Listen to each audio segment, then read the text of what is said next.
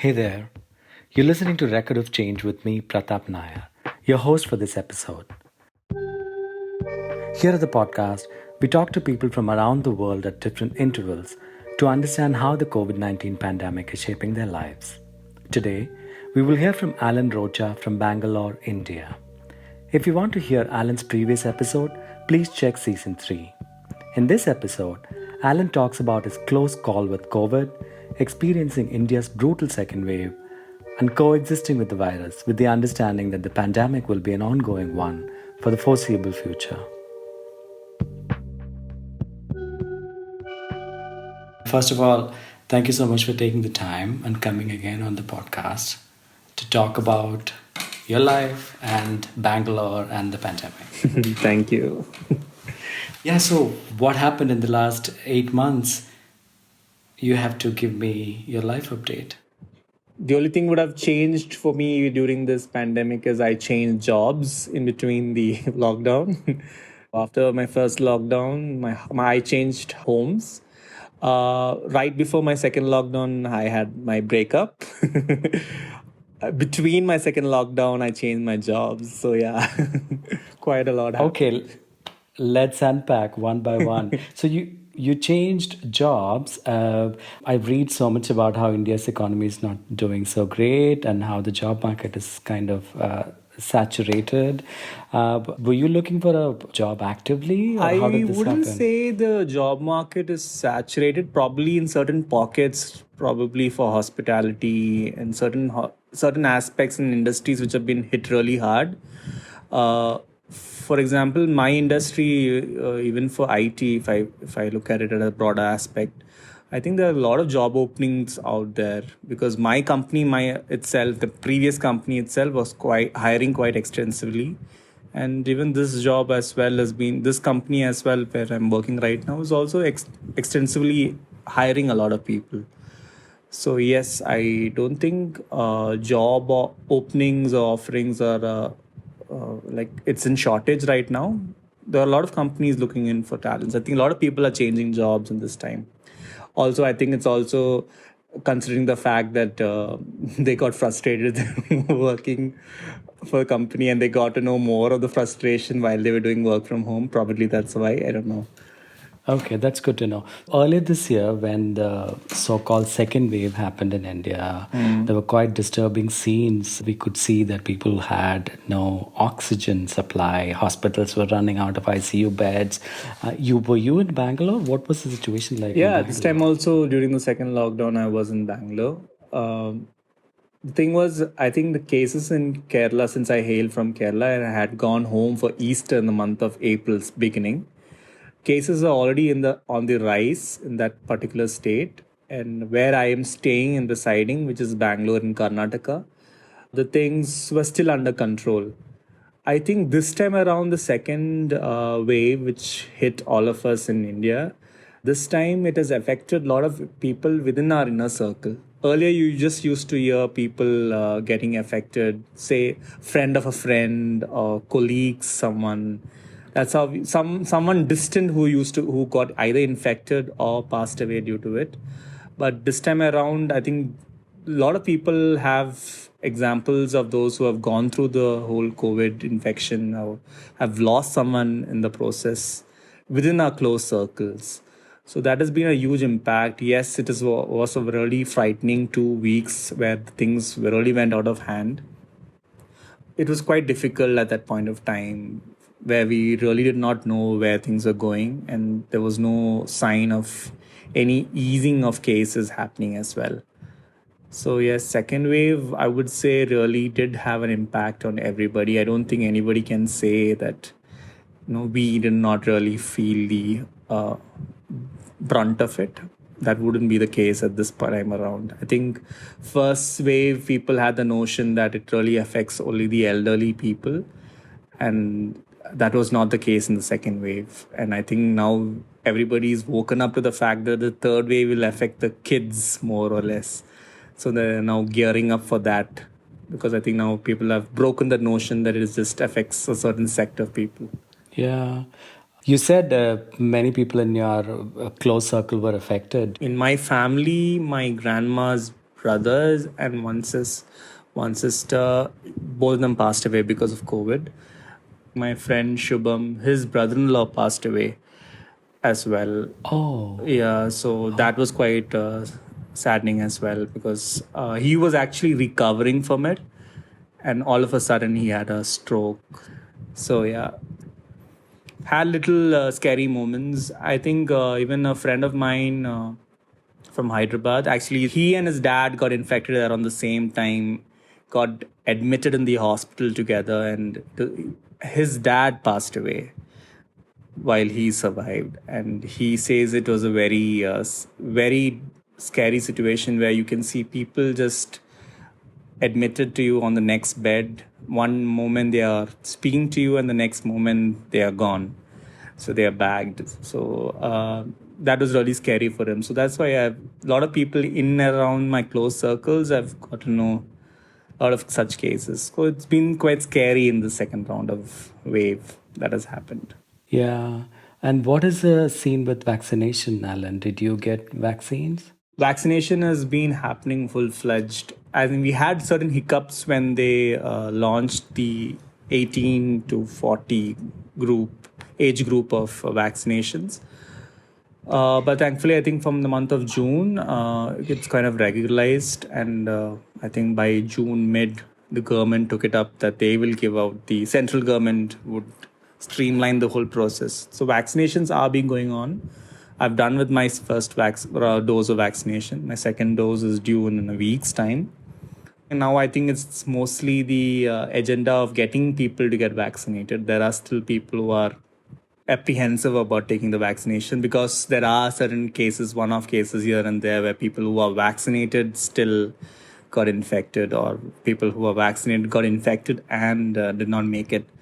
So such cases are still going around. So people are like, why should we go through the whole hassle of getting a vaccination? But yeah, I think that education of why you need that extra layer of protection, a vaccination is not really meant to stop the infection, but at least help you not get serious when you get infected. So that's, I Yeah. think, the whole focus right now, because I don't think there's a shortage of vaccinations as of now. But yeah, it's fluctuating, I guess, in India, the daily Okay. vaccinations. Is there anyone in your close circle who's an anti-vaxxer whom you have to talk into getting the vaccine? So far, so my parents were initially reluctant. So I think in the month of April, both of them were due. They were most eligible to take the vaccinations much earlier, but they waited for month of April. So I just asked them why are you guys waiting? So then I kind of pushed them. So they were a little reluctant because they thought they might get sick of it. They might get sick once they take the vaccination and all that. But yeah, I think it's just the initial scare and push, and then they did go and take the first vaccination and then the second vaccination. So far, none of them from my immediate circle has shown any apprehensions or, you know, any problems in taking up the vaccinations yet. Most of them are pro-vaccine. So now experts are predicting that there may be another wave in India as well as in other parts of the world also. And are there any precautions being taken in India? You can still see people gathering up. Social distancing is not really something which has been followed that strictly. So yeah, people are more aware that there's a third wave going to come and hit us. But I think now people have gotten used to the whole, basically the up and down which happens during the Okay. COVID wave. I think Kerala has way more restrictions than Karnataka because they are clocking in more cases than us. I mean, than the state of Karnataka. Karnataka, there's no. They're slowly opened up mostly everything. I think weekend and religious places of worship are still under restrictions, and there's a cap of people in public gatherings and all that. But most of the restrictions are lifted. Interesting. I also see on your Instagram that you have been traveling. Yeah, so I think in Karnataka per se, I think because I was in change of jobs, I thought, okay, let's take a small break and go. Surprisingly enough, we went during a weekday. And during the weekday, though we were all masked in a cab and we were going, there were a lot of people out there whoever came as tourists to those spots were not wearing masks because they were in the assumption that we are in the open space, we are in a hill station, clean air. So I don't think COVID comes here. I think that's the notion that people had. A lot of people were not wearing masks, but we did mask ourselves and not really venture out and mingle with anyone. But yeah, a lot of tourism has picked up. I think what we have read also is like there's a sense of revenge travel happening everywhere since people have been locked up. And since in India now, I think the internal tourism has picked up more than if anybody is not flying out. But I think as soon as we got back to Bangalore, that particular weekend in Chikmagalur is where we went for like a sort of a small getaway. But the locals actually stopped tourists from coming in because they didn't want the cases to rise in their district. So they were actually blocking out tourists from coming in because the main source of COVID cases to climb in that particular district was the tourism. So yeah, tourism is like it's we don't really know is it a yes or a no because some people survive on the tourists. Some of them do not want the cases in a lockdown kind of situation to happen because of the tourism. So it's to balance out the positive and negatives is quite a challenge these days, I guess. Yeah. Is this your first time traveling after these lockdowns? Yes, it is. So because I think the last travel was in the month of March when we didn't really travel. We just went a little outskirts of Bangalore to a farmhouse. That was the only thing that we all did as a group. But I think at that point of time, I could see a lot of people traveling to Goa, of all places. And from whatever they were posting, I think things were in Goa were looking really as if there's nothing. COVID was not a situation there because of a lot of partying happening where I don't think there was any social distancing and no masks. And there were a lot of crowds in whatever pictures I could see in parties and all that. So I think the second wave which happened was quite imminent because of all this factors which has happened. I think now the thing is now the festive season is going to start in India. It will start from this month. So yeah, so we'll have to wait and watch now how it's going to end. Yeah. But mostly celebrations will be happening at respective individual homes. So Will be muted. yeah, that's how something it can be stopped. Yeah, but at least these big gatherings can be avoided. So you had your Christmas last year at home, no? Yeah, and then the Easter in month of April. Also at home. You didn't go to church or anything? No. Okay. We did, I know, actually for Easter, the Good Friday service, we did go to church. So how do your parents feel about this whole thing of even going to a church could result in an infection? So their Sunday masses are predominantly done at home, online streaming. It's just that these special occasions or these festive times, I think my parents get these urge to that the fulfillment of the festivities is done only if they happen to visit a church. I think that sentiment runs with a lot of people. So I think that's what drove them to go to church, at least pay respects there. But yeah, still get some time for people to get used to that this is.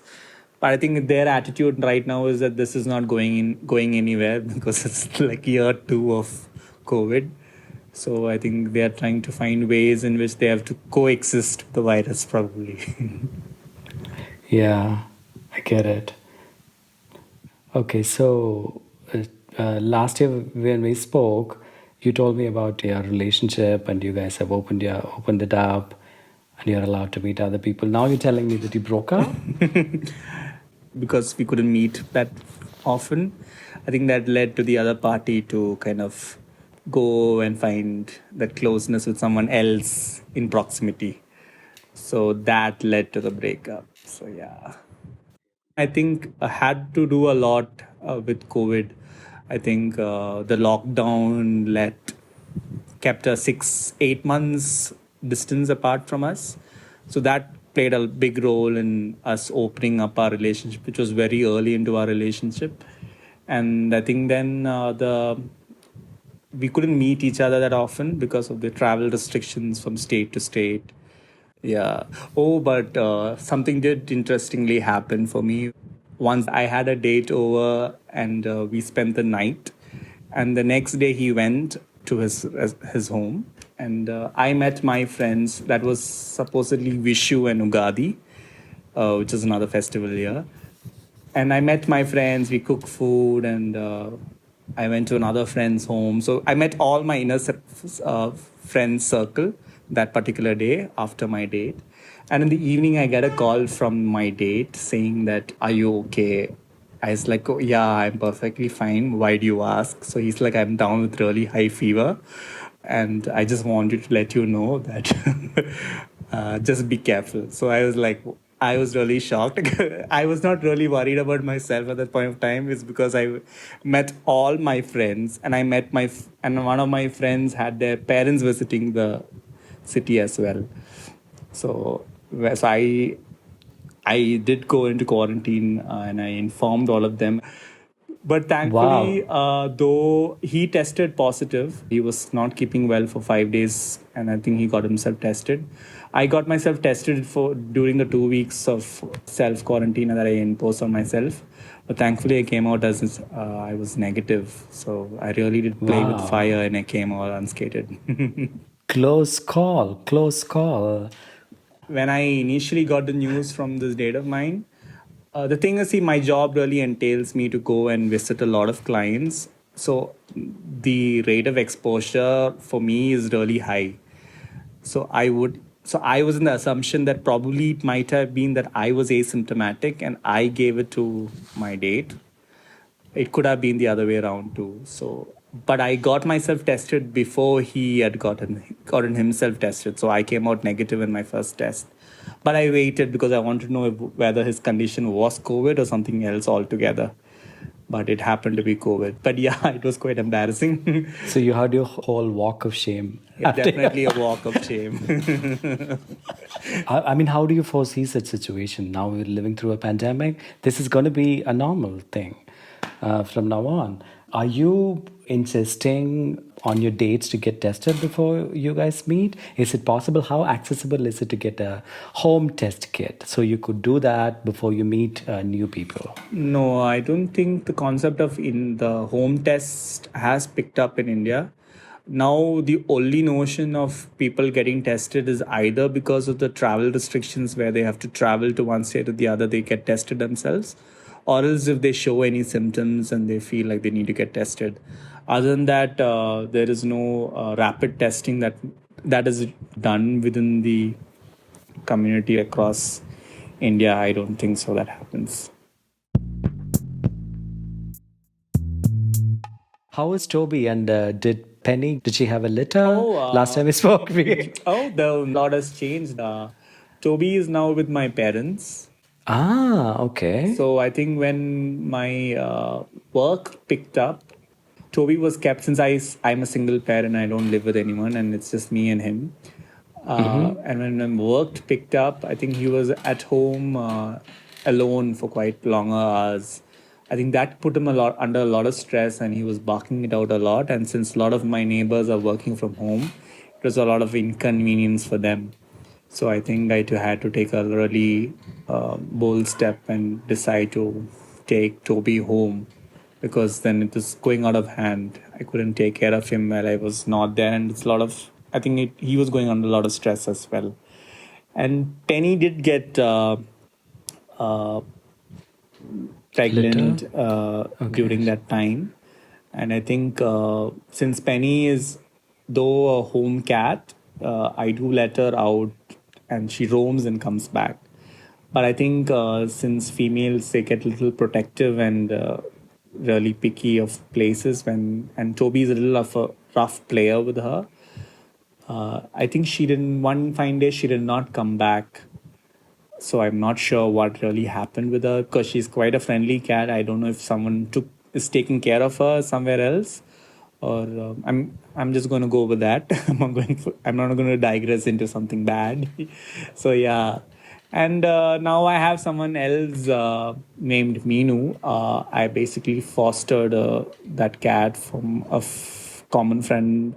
So actually, they both based out of UK, and they were visiting India for quite some time, Bangalore specifically.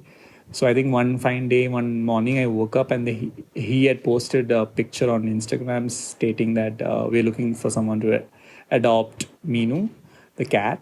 So I just at that point of time, since I woke up from sleep, I was like, "Oh, cool! I would so love to take care of it." But it happened so that they were leaving that next day, and they dropped, that evening. So that was a really quick adoption that I did.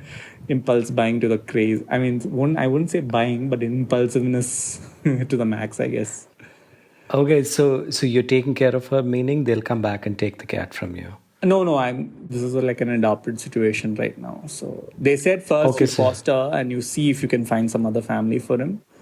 If not, you can decide. So, but then yeah, we both have really adjusted to each other. So now he's my new okay, companion.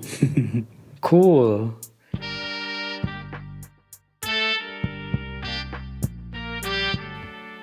That was the fifth episode of the fifth season of Record of Change. If you enjoyed it, why not leave a 5-star review on Apple Podcast and subscribe to our feed as it makes it easier for others to find us. You can listen to all our past episodes by following us on your favorite podcast app. Consider following us on Twitter, Facebook, and Instagram. Our website is recordofchange.com. This podcast is implemented with and by members of the Bosch Alumni Network, a community that brings together former and current fellows, grantees, and staff members of the Robert Bosch Stiftung and its partners. Thank you for listening.